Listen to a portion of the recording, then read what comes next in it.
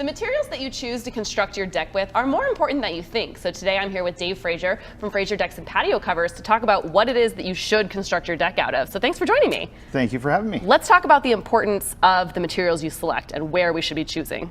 So there are some key things that you want to focus on. First off is your framing, the structural part that holds your deck together. I like to use pressure treated Douglas fir for framing. A lot of big box stores carry a softer version called pressure treated hemp fir. It's not nearly as good, doesn't last nearly as long. So it's very important that you go and get pressure treated Douglas fir. Which I want to just point out, there's so many things just went right over my head. And that's the general homeowner, which is why you need an expert like Dave. You are an expert, you specialize just in deck and patio construction. Exactly. So then on top of that, the material you put on top of your deck, if this board that I put in lasts 40 years and your framing only lasts 10 years, well, it's pointless to spend the money on a 40-year board. So we want to do things that make sure your framing lasts just as long. So a couple of the key things we do, we add this product right here. It's called G-tape. It's a waterproof tape that goes on top of your framing to keep your framing from getting wood rot.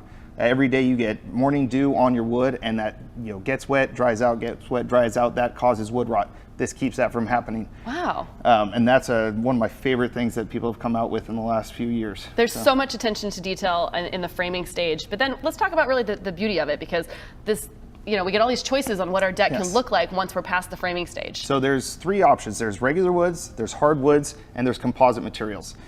We do mostly composite materials and then a good amount of hardwoods. So we've got stuff like Ipe, Mangaris, Bamboo as our hardwoods, and then Fiberon, TimberTech, Azek, and Trex as the four major composite brands we use. And don't worry, you don't have to memorize those at home. Dave and his team will help guide you towards the right products for you. But there's one last thing we really have to get to, and that is the attention to detail when it comes to hiding the screws. Yes, so I don't like seeing visible screws on my decks. So when I do a deck, we use what are called plugs, and basically we recess the screws, and then you take this little plug that's the same material, you line it up so the wood grain pattern and color are the same, and if you get that in there, you'll never know there was a screw there.